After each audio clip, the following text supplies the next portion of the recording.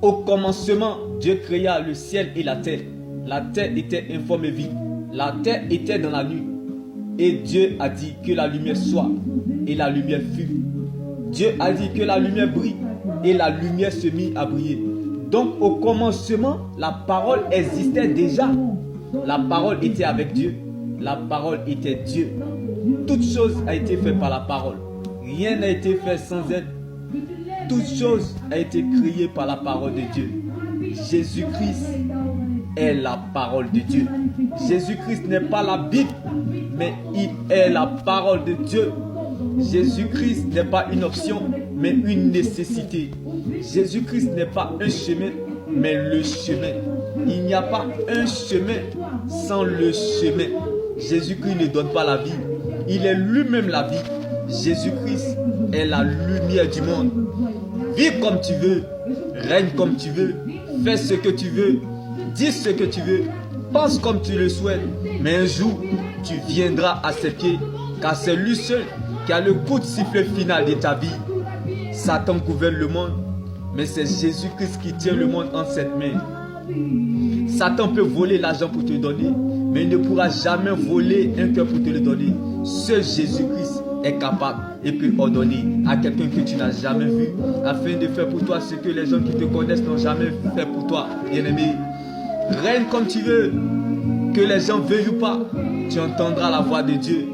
Mon Dieu se révélera à toi, il changera ton identité et il changera ton nom. Que les gens veuillent ou pas, t'aident ou pas, interviennent ou pas, Dieu se souviendra de toi. Dieu fera par toi, pour toi, sans toi. Non pas parce que tu as raison, mais parce que tu es sa raison. Dieu ne veillera pas sur ta parole, mais plutôt sur sa parole pour l'accomplir. Car lorsqu'il t'attend à tête, il compte sur lui-même pour t'accompagner. Si tu empruntes ce chemin, tu trouveras la vérité.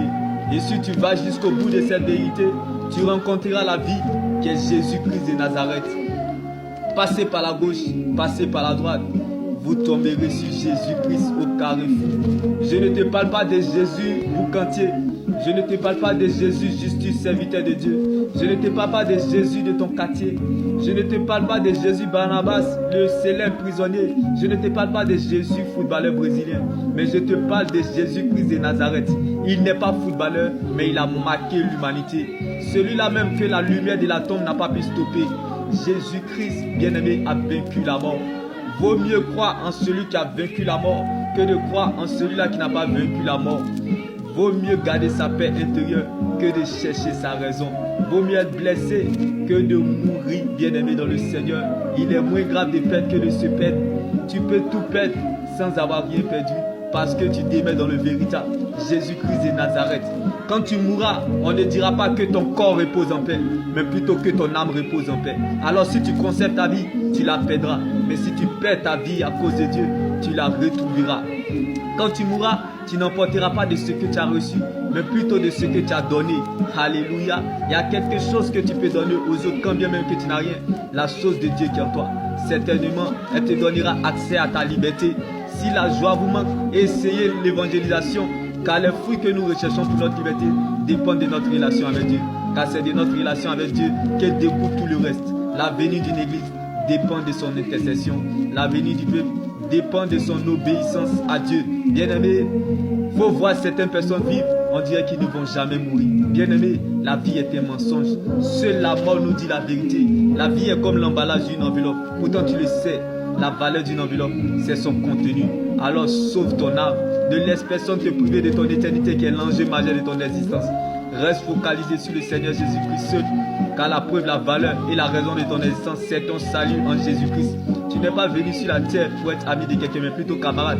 Car ton véritable ami, c'est le Seigneur Jésus-Christ. Quand tu mourras, les gens te lâcheront en chemin. La foule te lâchera en chemin. Ils te lâcheront en chemin. Tu seras seul face à ton destin dans la tombe, en train de crever avec les asticots. Pendant ce temps, eux, ils iront à l'hôtel faire la fête. Avec les nanas, les gars, les gars, en profiter. Ce que nous vivons sur la terre prépare ce que nous allons vivre dans l'éternité, comme la résurrection de Lazare. Alors bien aimé, tu peux tout avoir sur la terre et rater le ciel. Si tu n'as pas Jésus, c'est zéro. Le vrai risque, c'est de mourir sans avoir vécu ce qu'on voulait vivre. Le cimetière est rempli de beaucoup de personnes qui sont mortes à cause du mauvais œil. Le cimetière est rempli de beaucoup de cadavres, milliardaires, qui sont morts parce qu'ils cherchaient absolument yeux de foule. Le cimetière est rempli de beaucoup de personnes qui n'ont pas pu accomplir leur destinée, qui n'ont pas pu accomplir leur mission sur la terre. Alors bien aimé, le vrai risque, c'est de mourir sans Jésus. Où iras-tu après ton éternité? Dans quelles conditions tu mourras, avec ou sans Jésus? Nous vivons le plus longtemps sous la terre que sur la terre. Notre vie sur la terre est limitée. Nous ne sommes pas des résidents, mais plutôt des voyageurs. Alors ce n'est pas la quantité d'années à vivre qui compte pour Dieu, mais plutôt la qualité de vie que nous menons dans ces années-là. Vivre heureux ou dans le bonheur n'est pas de vivre longtemps, mais plutôt d'accomplir sa mission. Accomplir sa mission sur la terre ne dépend pas de notre état, car ce n'est pas notre rang social qui compte pour Dieu, mais plutôt notre rang dans le royaume des cieux. Le royaume des cieux n'est pas là pour épater la galerie, car nous ne marchons pas par la vue, mais plutôt par la foi. Alléluia.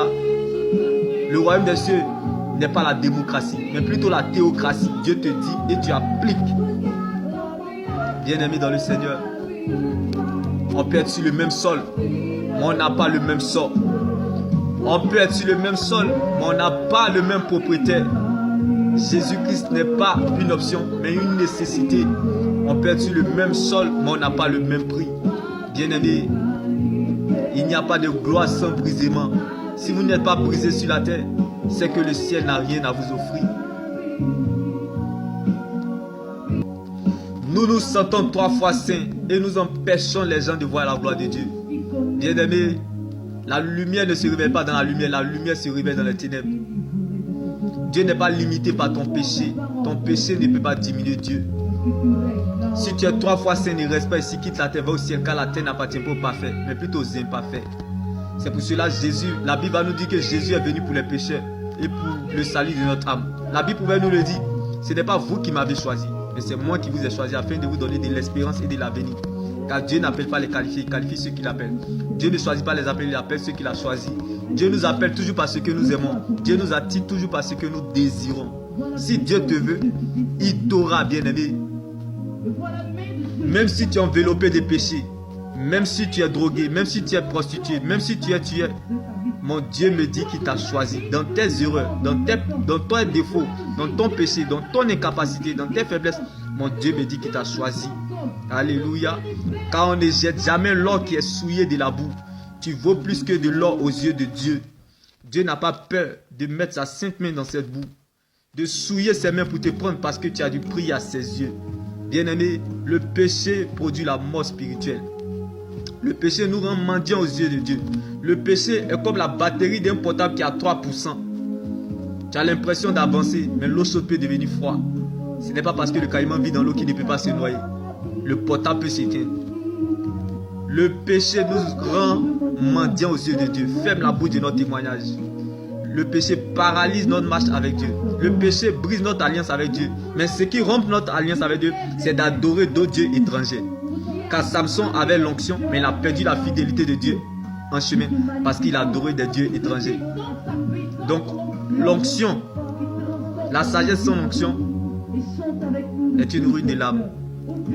L'onction sans la sagesse est une ruine de l'âme. La sagesse sans l'obéissance est une ruine de l'âme.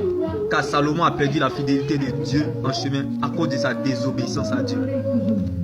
Donc bien aimé, ne jugez jamais ceux qui tombent dans le péché, car vous ne savez pas ce que vous feriez si vous étiez à leur place. David est tombé dans le péché, Jésus a couvert sa nudité. Pierre a régné Jésus, Jésus a couvert sa nudité. Nicodème a trahi Jésus, Jésus a couvert sa nudité. Judas a trahi Jésus, Jésus a couvert sa nudité. Saul de Tarse a combattu l'église, Jésus a couvert sa nudité. Même Rahab qui était prostituée, Jésus a couvert sa nudité. Jésus les a pardonnés, les a aimés et même les a élus. L'onction ne piétine pas, l'onction ne rabaisse pas, l'onction n'insulte pas, l'onction réconforte, aime et bénit plusieurs. La plus grande onction, c'est l'amour. Nous cherchons Dieu, mais nous oublions que Dieu se trouve dans l'amour et de sa parole. Bien-aimés, Quand Dieu prend le risque de patienter en te voyant changer, prends le risque de patienter en voyant